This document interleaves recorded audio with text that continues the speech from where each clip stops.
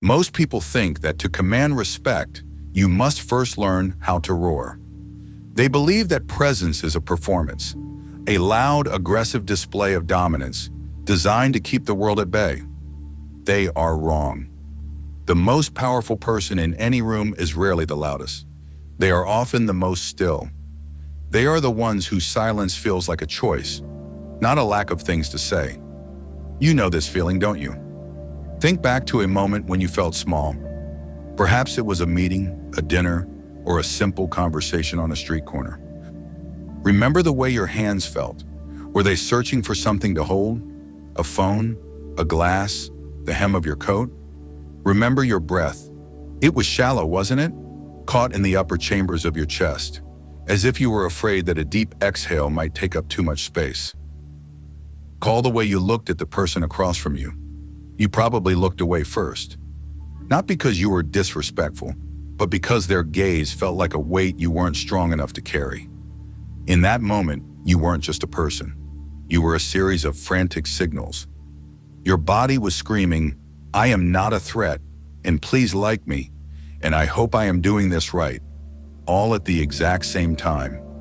You felt the heat in your neck, the slight tremor in your voice, the desperate urge to fill the silence before it turned into a mirror that showed you who you really were. You've asked yourself, in the quiet hours of the night, why some people seem to move through the world with an invisible armor. You've wondered if you were simply born without it. You felt the exhaustion of trying to act confident, only to realize that the more you try to perform, the more transparent your insecurity becomes. You worry that if you stop trying so hard, you will simply disappear. Or worse, that if you stand your ground, you will become the very thing you hate, an aggressor, a bully, someone who takes without asking. It is a lonely conflict, the struggle between the desire to be seen and the terror of being noticed. But what if I told you that everything you've been taught about confidence is a lie? What if the secret to a presence that commands the world isn't about what you do, but about what you stop doing? Stay with me for a moment, because what we are about to discuss is not a life hack. It is not a trick of the light or a power pose. It is an ancient psychological truth that will change the way you inhabit your own skin forever. 2,000 years ago, a man named Epictetus lived as a slave in the Roman Empire. He had nothing, no status, no wealth. His body was not even his own legal property. And yet history tells us he possessed a gravity that made even emperors listen. He taught a philosophy that we now call Stoicism. But Stoicism isn't about being a statue. It isn't about being cold or unfeeling. Epictetus taught that the only thing you truly own is your prohairesis, your faculty of choice, your internal will. He believed that your body is the outermost layer of your soul. When your mind is scattered, your body is scattered. When your heart is seeking validation from others, your hands will fidget, your eyes will dart, and your posture will collapse. The Stoic insight is this: your body language is not a message to others. It is a report on the state of your empire. If your empire is in chaos, the world will see it in the way you blink. But if you are the master of your internal world, your body will naturally settle into a profound, unshakable stillness. This brings us to a truth that might hurt, but it is a hurt that heals. Fidgeting is not just a nervous habit. It is a plea for safety. When you touch your face, or play with your rings, or shift your weight from foot to foot, you are subconsciously checking the boundaries of your own body. You are trying to reassure yourself that you are still there because you have outsourced your sense of self to the people watching you.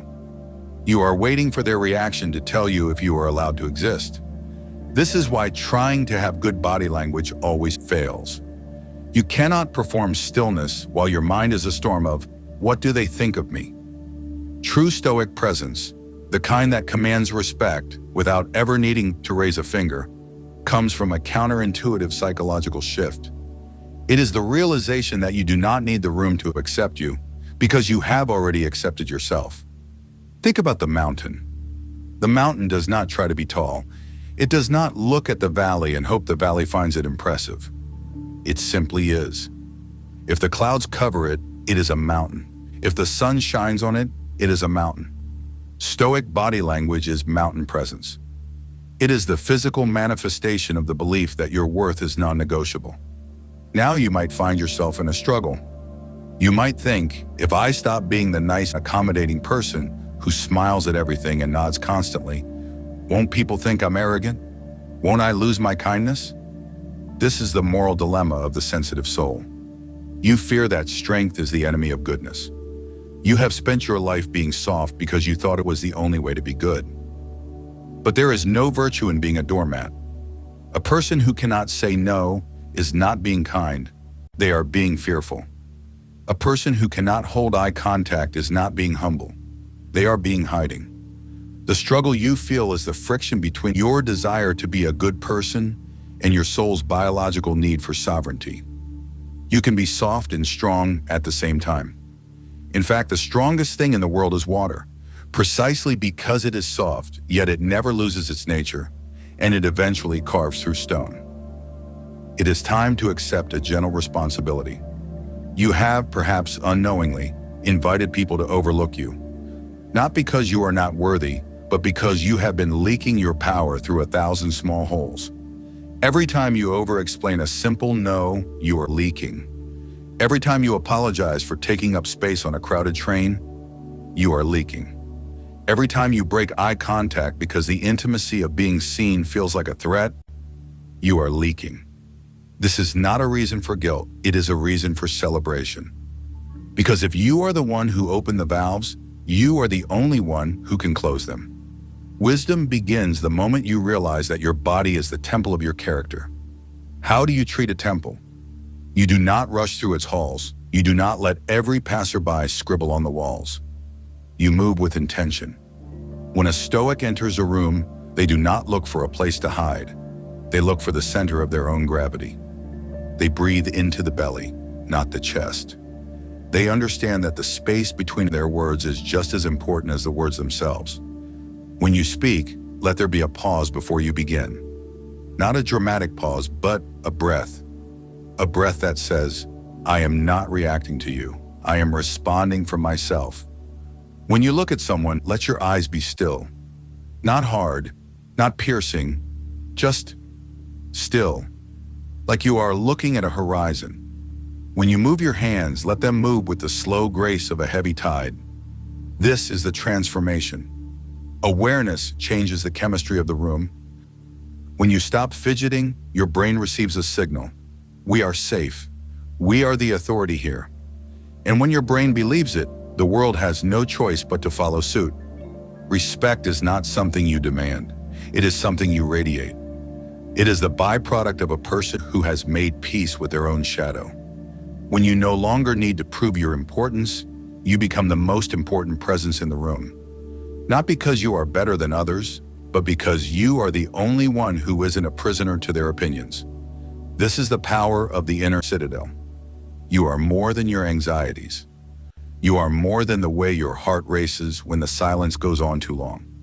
You are a conscious spark of the universe, and you have every right to occupy the space you are in. The stillness you seek isn't outside of you. It is the core of who you are. From this day forward, when you walk, feel the ground beneath you. It is supporting you. It always has. When you stand, let your shoulders drop. They don't need to carry the world. They only need to carry you. When you look into the mirror, do not look for flaws. Look for the person who has survived everything they have ever been through. That person deserves to be seen. That person deserves to be heard.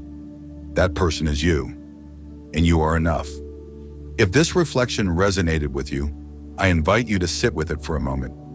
Let the silence be your teacher. If you found value in these words, consider leaving a comment below. Share a moment where you felt your own mountain present.